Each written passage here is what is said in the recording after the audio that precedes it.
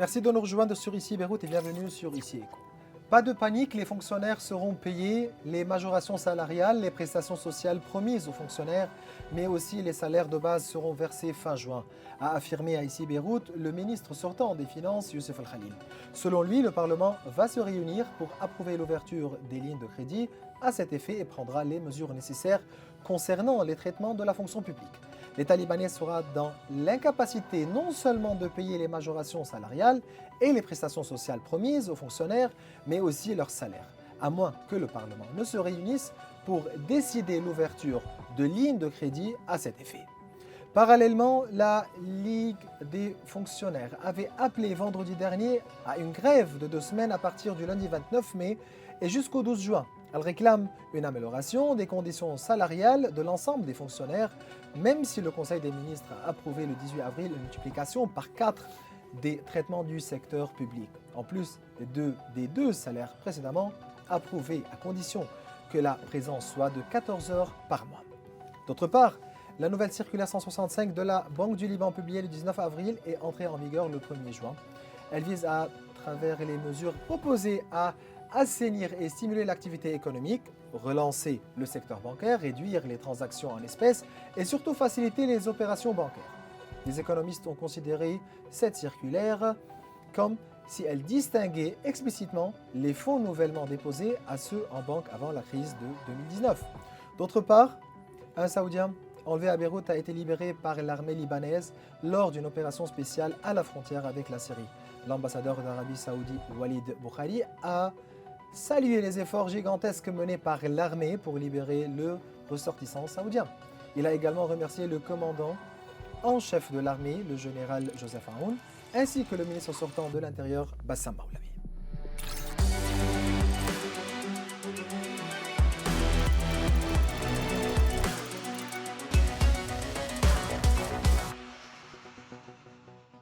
Bienvenue sur Ici Éco et durant cet épisode, nous nous pencherons sur les questions liées à la restructuration des banques, au salaire du secteur public, aux négociations avec le Fonds monétaire international, ainsi que sur la phase post-électorale avec le député du bloc du Rassemblement démocratique et le membre de la commission parlementaire des finances et du budget, Rachid Saad.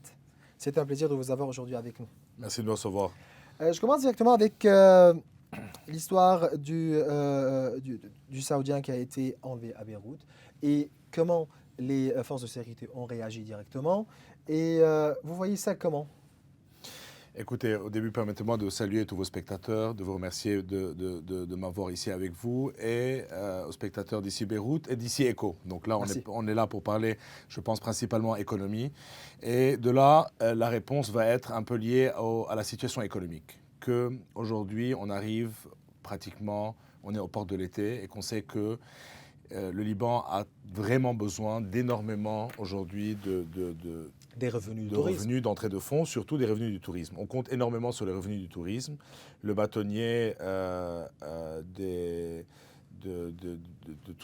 restaurants et de tout le secteur, de tout le secteur de restauration, etc., est en train de dire que normalement, entre revenus directs et indirects, on est censé recevoir entre 6 et 8 milliards de dollars durant cet été. Donc, tout problème sécuritaire dans le genre n'est pas une bonne chose, on va dire, pour tout revenu. Mais la réaction rapide des forces de sécurité, de l'armée libanaise. Voilà, justement, on parlera de la réaction, on parle au début du négatif, que tout ça est très mauvais, pourrait être très mauvais pour l'économie premièrement, et aussi pour, oublions l'été, tout investissement étranger, surtout arabe, qu'on a vraiment besoin aujourd'hui au Liban. Donc tout ça va faire peur, l'argent a peur, on va faire peur à tous les investisseurs et aux touristes.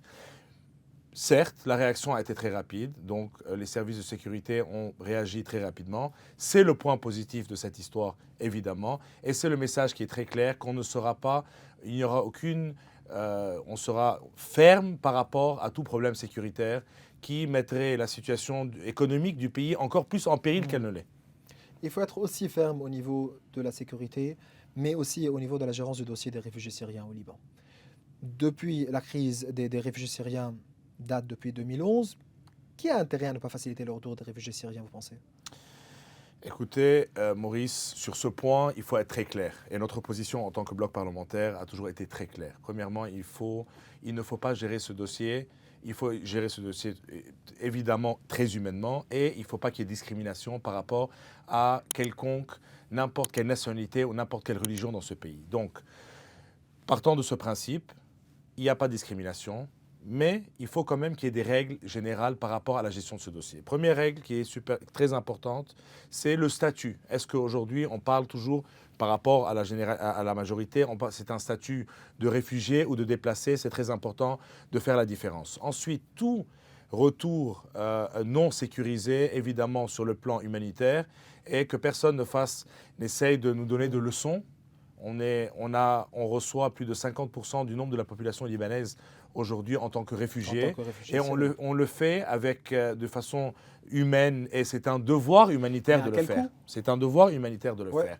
Mais par la suite, quand on entend toutes les organisations internationales, UNHCR et autres, qui viennent nous donner des leçons en nous disant, voilà, on est en train de payer, nous, pour qu'ils puissent rester au Liban. Non, ils payent pour que ces réfugiés puissent survivre au Liban, justement. Mais pas pour supporter le Liban. Mais pas, surtout dans notre situation.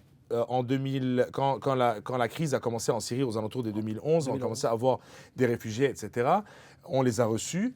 Et à l'époque, le Liban, économiquement, n'était pas dans la situation dans laquelle il est aujourd'hui. Donc aujourd'hui, dans cette dégringolade économique dans laquelle on est, le Liban ne peut plus supporter les coûts supplémentaires qu'on est en train de subir par rapport aux déplacés syriens. Quand je dis coûts supplémentaires, on ne parle pas d'écoles ou d'hôpitaux. Ça, c'est la survie, c'est financé par ces organisations. On parle des routes, de l'électricité, de l'eau, de toute l'infrastructure libanaise qui déjà n'arrive plus à to provide, mais comme au on niveau dit, politique, aux vous Libanais. pensez qui n'a pas intérêt à faciliter le retour de ces réfugiés? Il y a plein d'organisations qui n'ont pas intérêt. Il y a plein de pays de puissance qui n'ont pas intérêt. Aujourd'hui, le régime de Bachar el-Assad n'a pas intérêt avant d'encaisser quelque chose en contrepartie. Donc il est sûrement en négociation et on sent que le Liban, qui est censé avoir la première place par rapport à ces négociations, vu le nombre de déplacés par rapport au nombre d'habitants, est en dernière classe et qu'on sent que les autres pays qui sont limitrophes à la Syrie sont en train de négocier le retour sécurisé, j'espère, de tous les déplacés syriens et qu'aujourd'hui, au Liban, nous, on se retrouve à la traîne. C'est là où il y a un accord. Il faut rendre aussi responsable la communauté internationale ici. C'est ce que je dis. Avec les NGO, avec Le premier responsable, c'est le Liban. Ouais. On est responsable d'une situation dans laquelle une situation qu'on n'est pas en train de gérer. Et j'ai dit que de gérer, c'est suivant des critères, humanitaires. Premièrement, c'est la gérance libanaise. Deuxièmement, évidemment aussi, il y a le côté international. Quand je dis le côté international, c'est quand la Syrie revient au niveau de la Ligue arabe, etc. Et que le monde entier est en train de réaccepter le régime de Bachar el-Assad aujourd'hui comme il est. Aujourd'hui, comme la communauté internationale est en train de dire on est en train d'aider les réfugiés, si vous voulez vraiment aider les réfugiés, aidez-les à rentrer dans leur pays et qu'il y ait une résolution par rapport au dossier des déplacés et des réfugiés syriens et qui retournent dans une bonne situation dans leur pays. Le président Bachar el-Assad n'a pas intérêt au retour des réfugiés syriens. C'est une négociation et la communauté internationale et la communauté arabe doivent négocier avec Bachar el-Assad dans cette direction. Et que ce ne soit pas qu'ils ne négocient pas juste pour les pays, parce qu'aujourd'hui le Liban n'a pas les moyens de sa politique de négociation, qu'on se retrouve à la traîne et que finalement tout soit résolu, à part le dossier libanais. Passons aux finances. Bien voilà, le ministre sortant des Finances avait bien affirmé à ici Beyrouth que pas de panique, les fonctionnaires seront payés. Qu'est-ce qui s'est passé durant vos réunions au Parlement depuis 2 jours, 3 jours? Est-ce que les choses avancent en ce qui concerne l'ouverture de crédit? Le secteur public va pouvoir recevoir les salaires? Ça ne sert à rien de paniquer. La panique n'est pas constructive, évidemment. Et que dans un concept de raison d'État, il faut qu'il y ait une continuité du service public. Et on parle là évidemment du service public et aussi des forces de l'ordre, etc. Et durant la session, on a appris que aussi il y a un projet de loi qui a été envoyé à la commission du budget, au président de la commission du budget, qui parle aussi de 12 000 milliards de dollars au niveau des salaires, aussi pour le service public. Donc cette partie est plus petite même que la partie des 12 000 milliards de dollars. Donc la solution ou la direction, on ne dit pas que ça a été réglé. Je pense que de toute façon, ils étaient en train de payer les salaires et qu'ils veulent juste que ce soit légalisé, qu'il y ait une couverture, qu'on légalise le paiement des salaires pour la fin de l'année. Donc déjà, laissez-moi vous dire 2 choses principales. Oui, on va où? Premièrement, où le budget? On n'a toujours pas de budget. et personne ne parle du budget et je pense que ça va énormément tarder. Donc, on est encore en train de faire ce qu'on a toujours fait, business as usual, de dépenser de l'argent sans avoir l'argent et du budget, etc. De ne faire qu'ouvrir des lignes de crédit. Premièrement. Deuxièmement, pareil, on nous demande de légiférer quand c'est un gouvernement qui est démissionnaire, donc c'est un gouvernement qui est censé gérer les affaires courantes, qui n'est pas censé envoyer, on a refusé les projets de loi. Et d'ailleurs, il y a plusieurs projets de loi qui ont été refusés. Ils ont été représentés au Parlement pour être légiférés en tant que proposition de loi. Donc la sortie serait de fusionner ces deux en une... Dans une seule loi. Oui, mais en une proposition de loi. Donc il faut trouver des députés. Il y a des députés qui vont devoir entériner, donc envoyer cette proposition de loi au Parlement pour pouvoir légiférer. Les 12 milliards qui viennent de Brahim Kenan, donc qui a été reçu par le député Brahim Kenan. En plus, il faut ajouter les salaires qui doivent être payés. Donc tout ça, une proposition de loi. En une proposition de loi qui fait une somme supérieure à 12 000 milliards, pas énormément supérieure, mais il faut savoir que 12 000 milliards, que déjà le déficit, quand on avait voté le budget, était aux alentours des 10 000 milliards déjà. Donc, et la situation est en train de se détériorer. Ouais. On a toujours ce principe Donc vous voulez me dire que la solution est là? Il ne faut pas paniquer? C'est pas ce que je dis, non. Pardon, excusez-moi, juste pour être plus clair. Ce que je suis en train de dire, qu'on n'a pas de solution, on est carrément en chute libre économiquement. Et qu'en situation d'hyperinflation, il ne faut pas laisser les gens non plus sans salaire. On parle du service public et la continuité du service public. Voilà, il faut dire qu'il faut partir à une correction des salaires. C'est que quelque part, il faut corriger les salaires et suivre, mais ce que le gouvernement doit faire, c'est essayer de faire le maximum et d'arrêter ce laxisme et d'essayer de trouver des moyens de ramener des revenus pour pouvoir payer ses salaires. Ouais. Or, on ne sent pas du tout, quand le budget n'est toujours pas présenté, on ne sent pas que le gouvernement fait quelque chose. Le gouvernement de M. Najib Mikati a bien voté, a bien passé le dollar douanien, avec de nouvelles taxes, avec de nouvelles propositions qui ont été votées aussi. Ils auraient pu le faire, juste pour rappeler tout le monde, ils auraient pu le faire, le budget 2022, on aurait pu le faire initialement et durant toute l'année. Mais ils ont demandé dans le budget 2022 que le Parlement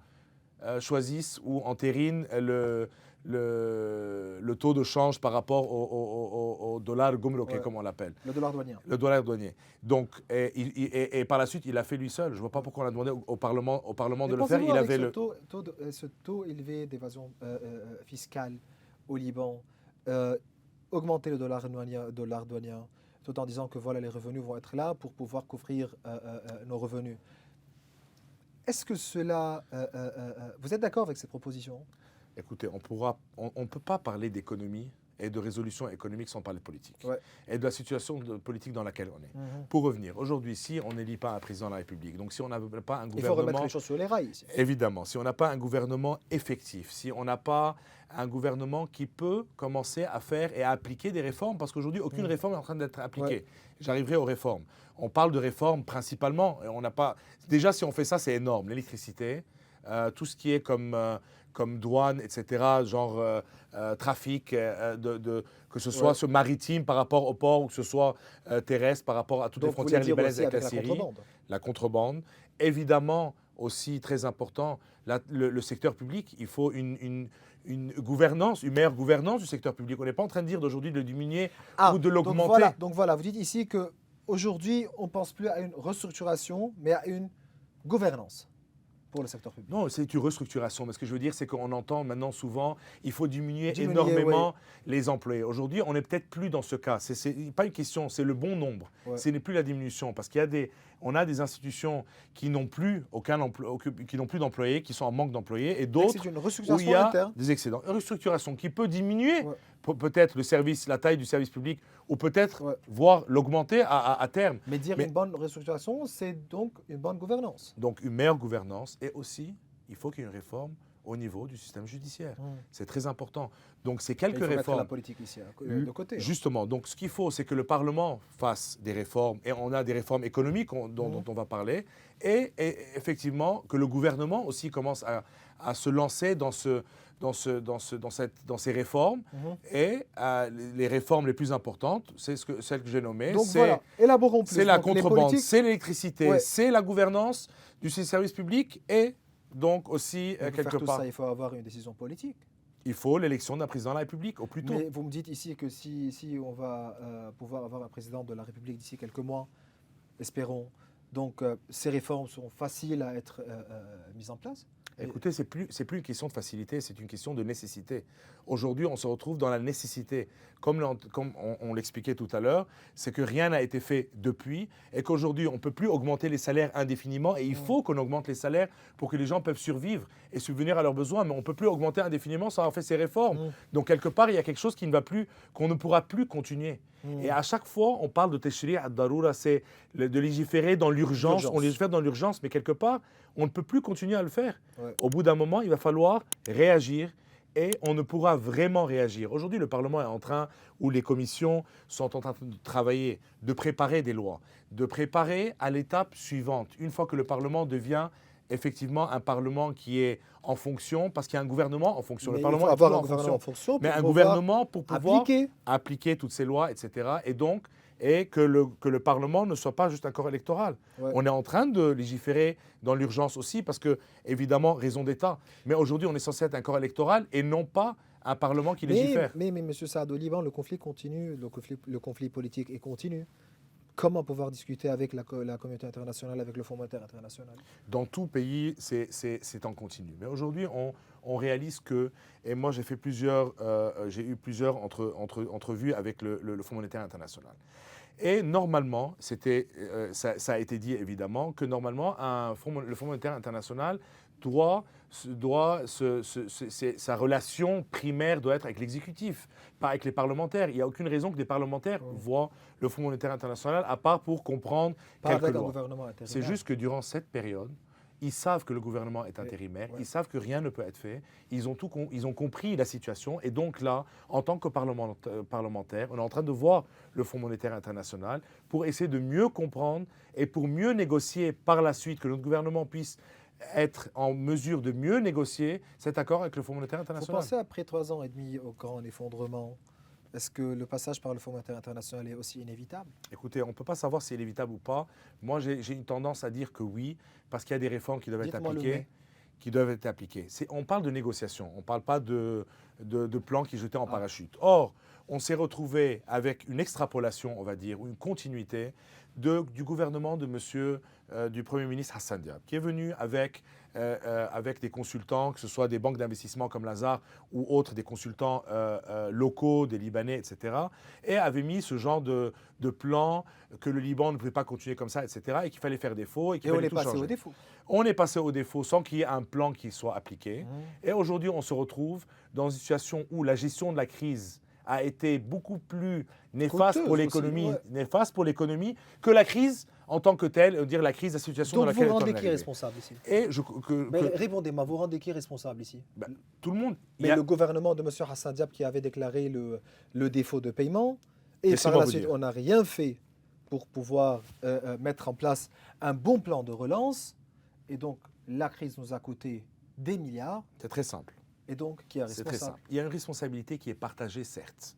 Il y a une responsabilité qui est partagée par la classe politique et tous ces gouvernements consécutifs, où il y a eu cet endettement et on s'endettait, au lieu de faire des projets pour augmenter le PIB, on s'endettait juste pour payer des salaires. Et ce n'est pas pour cette raison qu'on s'endette dans une économie qui veut être en croissance, etc., une économie saine, premièrement. Deuxièmement, un gouvernement arrive de M. Hassan Diab et au lieu de prendre des solutions et de trouver des solutions et de mettre un plan de relance de l'économie pour régler le problème, a fait l'opposé et a complètement cassé et brisé l'économie libanaise.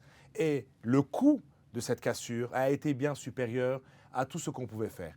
Avant le défaut de paiement, on aurait pu régler notre problème facilement et ne pas avoir ce trou ils appellent un trou. En fait, c'est une dette que l'État a aux alentours de 112 milliards. On pouvait ne pas l'avoir. On s'est retrouvé avec une dette. On a perdu 20 milliards à 30 milliards de dollars durant la crise. Bon. Aujourd'hui,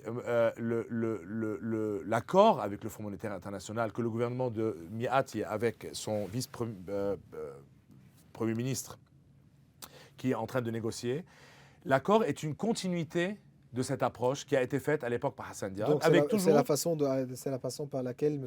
Avec la présence, avec la présence toujours des mêmes consultants qui tournent autour et de la même banque de Lazare. Et de la même banque d'investissement. Lazare est toujours présente contractuellement avec le Liban pour la renégociation. Comment ça? Pour la renégociation, le contrat a été signé à l'époque, a été reconduit et en reconduction actuellement.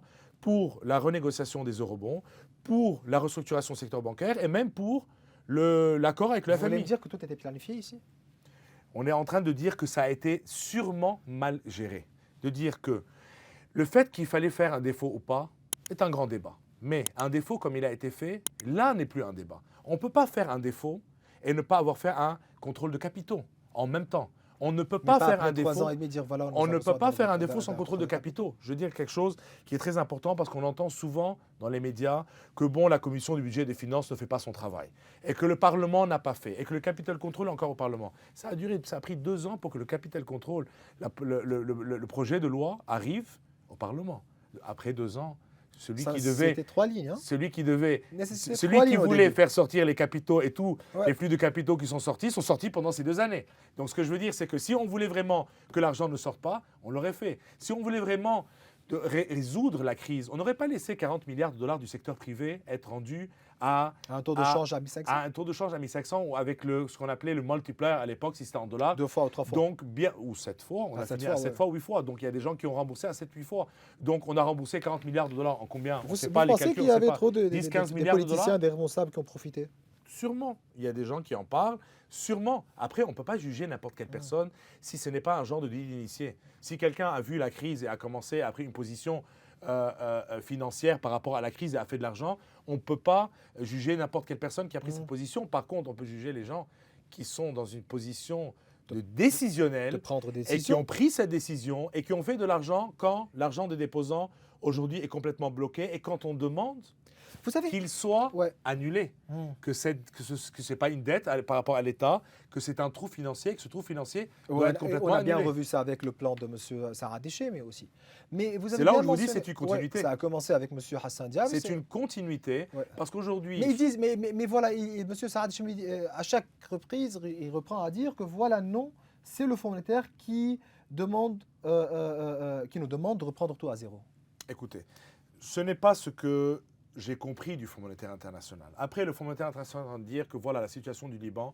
Je vais vous expliquer aux spectateurs, vous connaissez un peu la situation, que le titre principal pour le Fonds monétaire international, quand on fait une relance d'une économie qui est distressed comme le Liban, c'est quelque chose qui considère debt sustainability, c'est le fait de pouvoir rendre sa dette.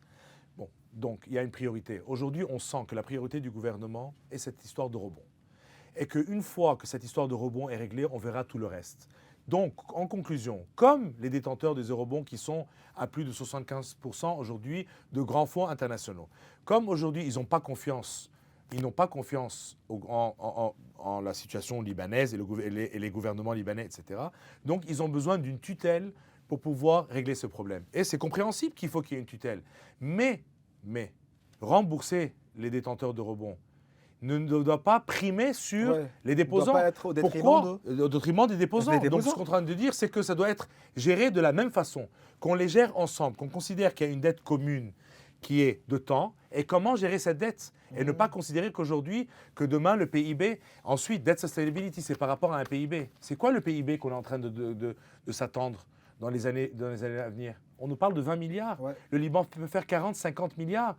Donc, de cette façon, on aura utilisé l'argent de déposants pour fermer des dettes. On rembourse aux fonds internationaux leur argent et tout ça, c'est au détriment du déposant. Mais ça, c'est catastrophique. Ben évidemment, c'est catastrophique. Vous avez bien mentionné à plusieurs reprises l'histoire de Lazare. Aujourd'hui, vous êtes député au Parlement. Est-ce que vous ne pouvez pas poser une question au gouvernement? Comment ça se passe? Comment vous travaillez avec Lazare aujourd'hui? Le contrat qui avait été signé? Le point n'est pas là. Le point, c'est qu'il y a un contrat qui a été signé avec Lazare et aujourd'hui, il faut comprendre c'est quoi la direction. Si aujourd'hui un contrat avec Lazare nous ramène... Est-ce que c'est Lazare qui négocie avec le Fonds monétaire? Dans le contrat, Lazare fait partie de la négociation, oui, avec le Fonds monétaire et aussi à la restructuration des banques.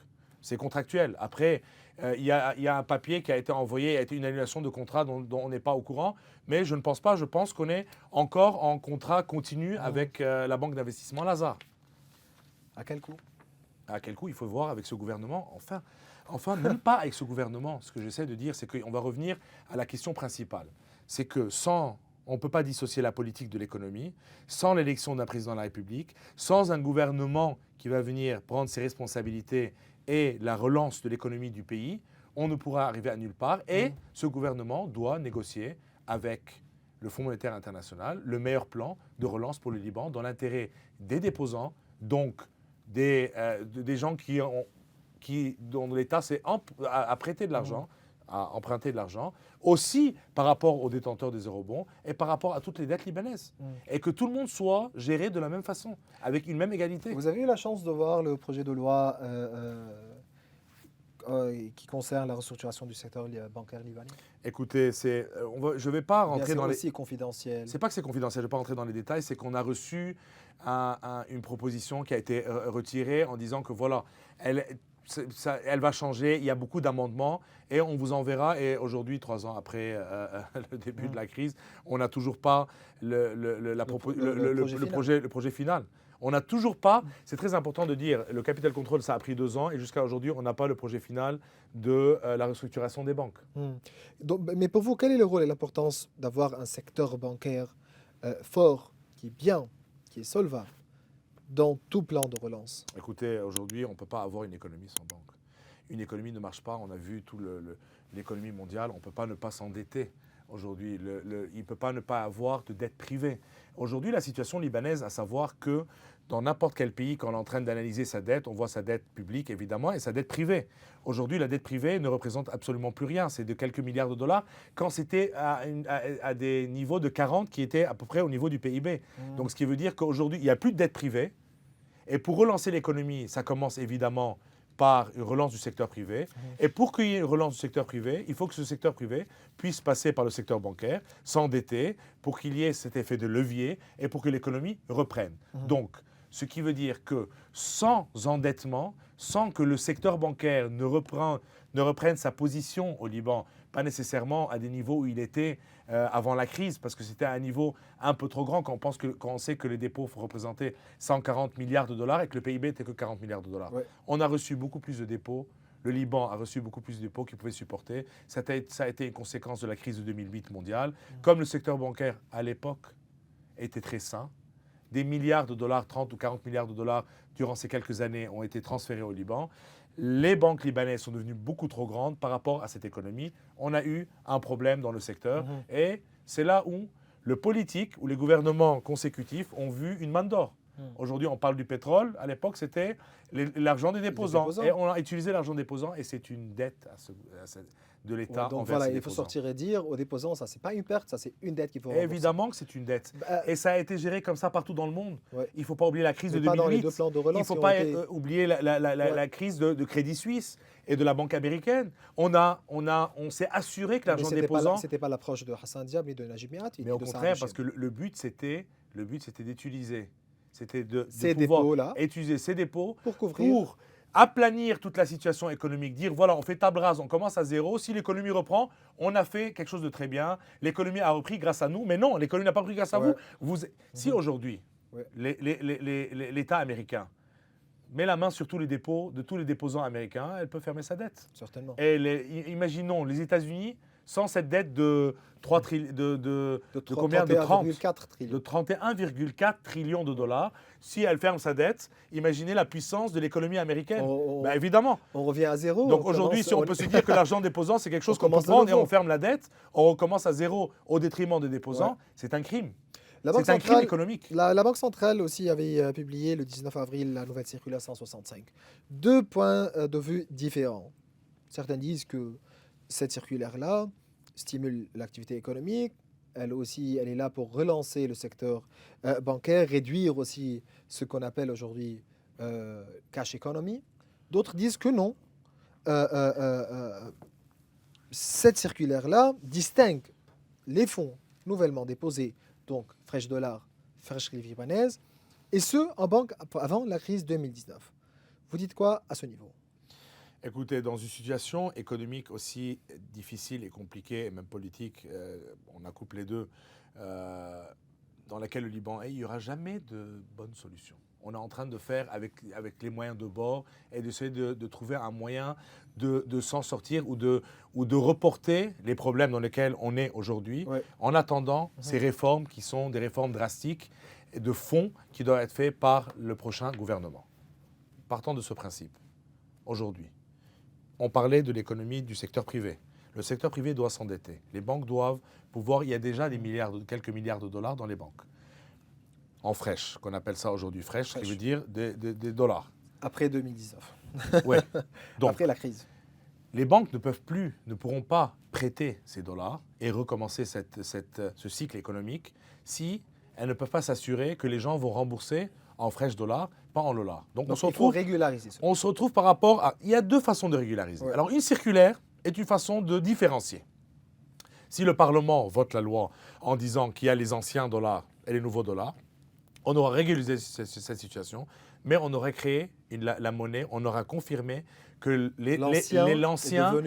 l'ancien c'est une autre monnaie complètement différente qui ne vaut aujourd'hui pas grand-chose. Donc, en faisant une circulaire comme la circulaire 165, ça régularise d'une certaine façon. C'est en train de dire, comme il y a des gens qui ont des dépôts à court terme, des dépôts à long terme, c'est de dire, voilà, c'est une différence un peu dans... Il y a une différenciation entre les fraîches et les non fraîches pour que les banques puissent commencer à prêter l'argent. Et il faut se rappeler. Ouais. Parce que les gens, rapidement, vu la situation et ce qui s'est passé avec les banques, vont se dire « Ah, les banques, mais elles n'ont qu'à prêter. » Mais en fait, les banques, encore une fois, c'est quoi une banque? Les crédits font les dépôts. Elles vont prêter l'argent des déposants. Donc, si ils le rendent, on revole encore le déposant. Donc, il faut qu'on ait une assurance que l'argent du déposant n'aille pas aussi, encore une fois, être remboursé à beaucoup moins cher. Donc la circulaire 165 permet de cadrer cette histoire et d'empêcher que les gens puissent rembourser une dette qu'ils ont pris en dollars Mais à ce niveau-là aussi, il faut bien mentionner que ce genre de circulaire aussi peut aider à diminuer la valeur réelle aujourd'hui du marché parallèle ou bien du cash economy. Donc la Banque mondiale, le dernier rapport de la Banque mondiale a bien mentionné 50% de l'économie est en cash economy. On est à 9,9 milliards de dollars aujourd'hui, donc en cash economy. Et il faut avoir peur aussi de FATF, il faut avoir aussi de la zone CRI. Il ne faut pas juste avoir peur. On a eu une grosse peur parce qu'à un moment, on est passé. On achète un peu de temps. On est soi-disant passé en gris. Toutes les déclarations étaient qu'on était passé dans la zone grise. Et puis après, il y a eu un retour en arrière en disant que non, ils nous donnent un peu de temps pour régulariser. Et à savoir qu'en 2011, on est sorti de la zone grise parce que le Liban avait fait passer des lois par rapport des réformes par rapport au blanchiment d'argent, etc. J'ai rencontré des groupements qui sont liés par rapport, le but principal c'est évidemment combattre le blanchiment d'argent à l'OCDE, etc. Et j'ai posé une question qui serait importante économiquement parlant aujourd'hui par rapport aussi au concept du blanchiment d'argent. Aujourd'hui, quand on a tellement de milliards de dollars, quand on pense qu'on a 10 à 15 milliards de dollars qui sont chez les particuliers qui sont en cash liquide, comment les refaire entrer? Il y a deux moyens de faire entrer petit à petit ou au bout d'un moment de décider que d'un coup, il faut qu'il y ait une petite période temporelle où on va dire, celui qui a de l'argent, les faire entrer, peut les faire entrer aujourd'hui, mais ne pourra pas les faire entrer par la suite pour ne pas qu'il y ait un concept de blanchiment d'argent. Et ça doit être fait en coordination avec tous les organismes qui gèrent le blanchiment d'argent pour ne pas qu'on se retrouve dans la zone grise aussi. Mais comment rebâtir cette confiance chez le déposant? Dire, voilà, tu as du cash, tu viens à la banque, tu le déposes. Donc, sans président, sans gouvernement, sans plan de restructuration des banques, sans plan de réforme, de relance, comment dire à ce déposant-là qui possède le cash, le liquide aujourd'hui, de voilà. Effectivement. Tu dois revenir à la banque, mettre des dollars. Donc, effectivement, la responsabilité initiale retombe encore sur ce gouvernement, sur ce futur gouvernement, sur cette classe politique de faire les réformes. Que personne n'irait se lancer et reprendre la confiance s'il n'y a pas des réformes qui sont mises en place. Il faut qu'il y ait des réformes. Comment évaluez-vous la performance des approches du gouvernement Miati au niveau économique financier? On en parle depuis tout à l'heure. On pense que, premièrement... Au niveau politique, si vous voulez. Il faut faire aussi une différenciation entre le fait que ce n'est pas un gouvernement et que moi, en tant que parlementaire, je n'ai jamais voté pour ce gouvernement. Je n'ai jamais donné la confiance. Donc, ce gouvernement est un gouvernement démissionnaire. On a voté pour... Il a été voté et reconduit, on va dire, parce que il a été revoté une deuxième fois. Le président Miati est revenu chef du gouvernement, mais n'a pas pu faire un gouvernement. C'est encore le gouvernement qui est démissionnaire. Donc, c'est un gouvernement qui est censé uniquement gérer les affaires courantes. Et on ne peut pas lui faire porter tout le poids de tout ce qui se passe, mais la gestion des affaires courantes, même la gestion des affaires courantes, n'a pas été faite d'une façon qui puisse être à la hauteur de la situation et des attentes. Passons aux élections présidentielles. Donc voilà, vous avez mentionné à plusieurs reprises l'importance d'avoir un président de la République. Donc en cas d'élection d'un président de la République et la formation d'un gouvernement, on s'attend à la reprise des négociations avec le Fonds monétaire international. À quoi sert aujourd'hui la signature de cet accord avec le Fonds monétaire au niveau international? Pour dire quoi? On est là, on a commencé les réformes, vous pensez? Ce n'est pas les 3 milliards de dollars. L'important, c'est de faire des réformes, que ce soit avec une signature avec le Fonds monétaire ou pas. Ouais. On est en train de dire que la direction... Mais vis-à-vis la communauté internationale.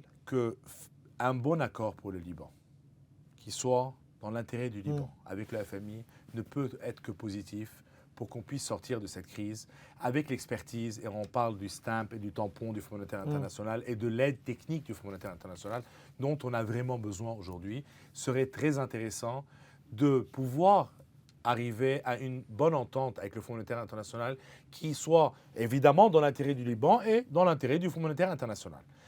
Un mauvais accord ne serait dans l'intérêt de personne. Après, ce sera un mauvais dossier comme un autre mauvais dossier qui a été géré par le Fonds monétaire international. On veut que ce soit un dossier de réussite et on pense qu'il faut que ce soit en accord avec le Fonds monétaire international, mais pas n'importe quel accord, c'est ce qu'on répète, et pas un accord parachuté qui est venu, qui a été préparé il y a 3-4 ans déjà de crise, et la situation économique du Liban aujourd'hui a complètement changé.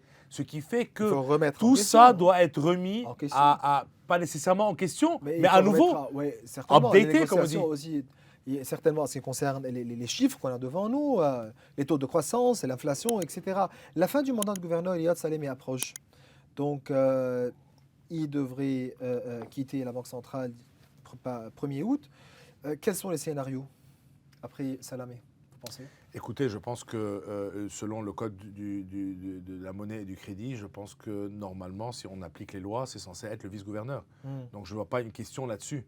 Si on est dans l'application des lois... Qui est obligé de continuer avec la même politique, les mêmes circulaires qui ont été lancés par... Non, rien ne l'oblige, rien ne l'oblige. Mais si vous me demandez à moi, je pense que c'est ce qui va être continué. Parce que le problème de l'après Iyad Salamé va être... Au début, on a blâmé Iyad Salamé. Il y a un casier judiciaire, il y a un cas judiciaire, que la justice prenne son coup et la justice donnera le résultat de si vraiment il y a quelque chose ou il n'y a rien. Mais par rapport à la gestion de crise du côté de la Banque centrale, je pense que malheureusement, vu qu'il n'y a pas eu de réforme et qu'il n'y a rien eu, malheureusement, on est en train de dire que c'est ce qu'on peut faire. Je ne pense pas qu'il y ait beaucoup mieux qui puisse être fait au niveau de la Banque centrale et je pense que malheureusement, il y aura une continuité tant qu'il n'y a pas un gouvernement, tant qu'on ne fait pas de réforme, et ça va continuer. Après, on va mettre la faute sur qui? Sur le vice-gouverneur. Il sera responsable. Quel est le profil, ou bien quel profil de gouverneur aurions-nous besoin après l'ère Salamé? Écoutez, quelqu'un qui quelque part, inspire confiance aux gens. Parce que l'économie, aujourd'hui, c'est la confiance. Même si si on perd confiance en une institution ou une personne, qu'il travaille bien ou ne travaille pas bien, finalement, la perte de confiance ne peut pas construire une économie. Sans confiance, il n'y a pas d'économie. Donc quelqu'un qui puisse inspirer confiance et qui applique, comme il faudrait, sans pression politique, le code de la monnaie et du crédit, et qu'on n'applique plus ce qui a été appliqué les années précédentes. Je ne parle pas de la fin, parce qu'il ne faut pas oublier qu'on a eu une période, il y avait le régime syrien qui était au Liban, et qu'une structure a été mise en place, et qu'après, les changements sont compliqués. Ce n'est pas évident. Aujourd'hui, il y a une nouvelle page qui doit être tournée, une nouvelle façon de faire, plus business as usual, une nouvelle façon de gérer, que ce soit l'économie libanaise, que ce soit la gouvernance de l'État, ou que ce soit la gestion de la Banque centrale, et à savoir que le Fonds monétaire international, par exemple, quand on veut tout le temps se mettre en opposition, qu'aujourd'hui il y a Saïd Rafah qui est en train d'être utilisé. Le Fonds monétaire international veut unifier les taux de change sur Saïd Rafah. Au Parlement, on entend qu'on ne veut pas entendre parler de Saïd Rafah parce que c'est une création du gouverneur de la Banque centrale, Iyad Salamé, qui aujourd'hui est considéré comme étant le responsable de la crise. Moi, je pense que Saïd Rafah ne peut que continuer, que finalement, il faut qu'il y ait une unification quelque part, et que Saïd Rafah a été faite pour qu'il y ait des données qui soient inscrites et qu'il y ait un track par rapport à tous les... Le Fonds monétaire international veut que Saïd Rafah soit comme référence pour pouvoir unifier le taux de change et arriver à un taux de change officiel près de Saïd Rafah. Moi, je pense que le Fonds monétaire international et toute cette structure qui est en train de travailler par rapport à des plans de relance ou cet accord avec avec le Liban a poussé pour ça, Je pense que ça va dans l'autre sens. C'est qu'on a demandé qu'il y ait ce genre de structure qui soit appliquée à la Banque centrale pour pouvoir unifier. Ce n'est pas qu'un jour on a voulu faire ça, c'est qu'il y a eu une demande d'unification et l'unification a été faite suivant des practices et on a créé ça. Raji Saad, vous êtes député du bloc du Rassemblement démocratique et le membre de la commission parlementaire des finances et du budget. Je vous remercie, c'était un plaisir de vous avoir aujourd'hui avec nous. Merci à vous. Merci. Et aux spectateurs, évidemment. Et bien voilà, on arrive à la fin de cette émission. Vous pouvez revoir toutes nos émissions sur tous nos réseaux sociaux. Au revoir.